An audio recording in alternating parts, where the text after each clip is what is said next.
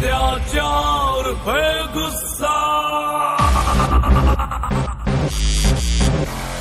भ्रष्टाचार पे गुस्सा,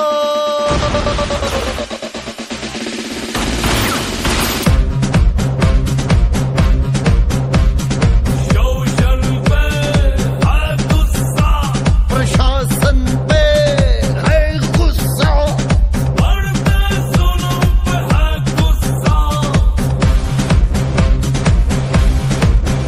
और थमता नहीं है ये गुस्सा।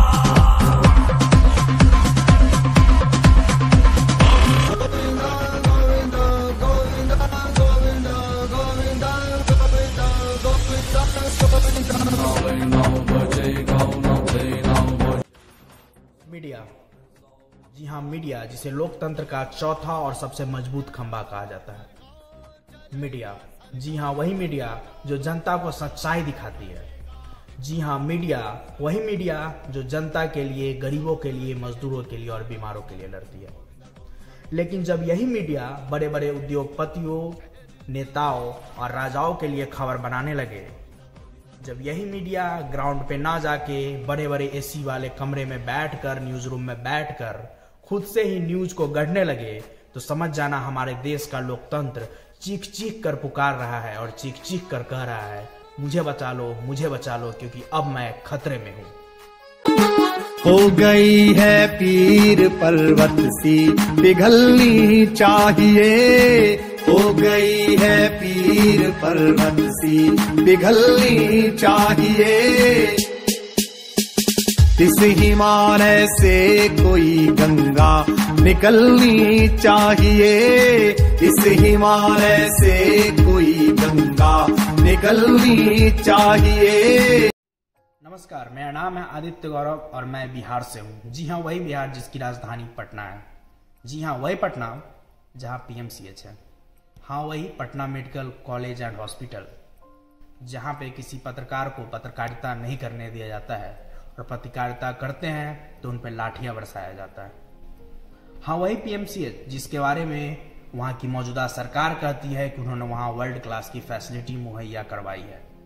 अगर आपने वहाँ वर्ल्ड क्लास की फैसिलिटी मुहैया करवाई है तो एक पत्रकार को रिपोर्टिंग करने में या फिर रिपोर्टिंग करने देने से आपको क्या दिक्कत है।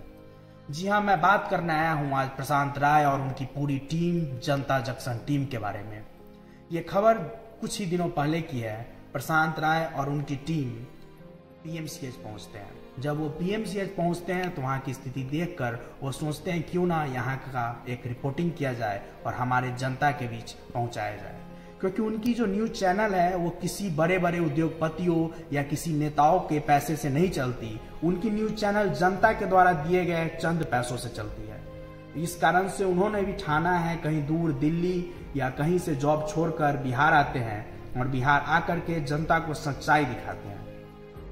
जब वो सच्चाई दिखाने के लिए पीएमसीएच पहुंचते हैं तो वहां उनको सच्चाई नहीं दिखाने दिया जाता या फिर वहां पे रिपोर्टिंग नहीं करने दिया जाता और उन पे अंधाधुंध लाठियां बरसा दी जाती है। तो क्या आपको ऐसा लगता है कि आपकी लाठी बरसाने से प्रशांत कुमार या जनता जंक्शन की टीम का हौसला कम हो जाएगा? तो शायद ही नहीं, बल्कि सचमुच आप गलत है।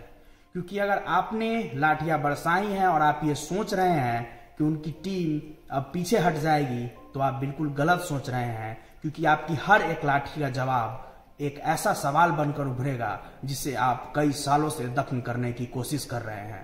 क्योंकि किसी ने बहुत ही खूबसूरत कहा है, उम्र थका नहीं सकती, ठोकरे गिरा नहीं सकती।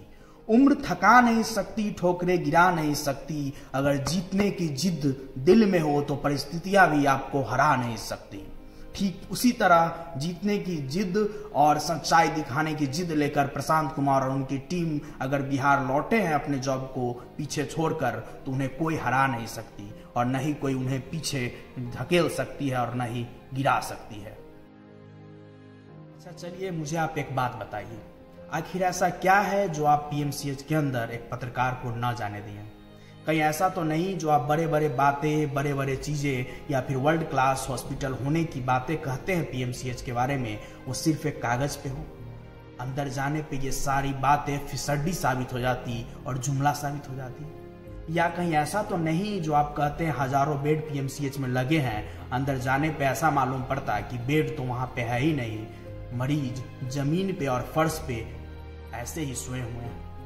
मुझे तो कभी कभी ऐसा भी लगता है कि कहीं ऐसा ना हो कि अंदर जाने पे पत्रकार के द्वारा जनता को ये पता चलता कि उनके फंड के द्वारा जो पैसा पीएमसीएच के नाम पर लिए जाते हैं वो पीएमसीएच में नहीं बल्कि बड़े बड़े नेताओं और उद्योगपतियों के जेब में चले जाते हैं।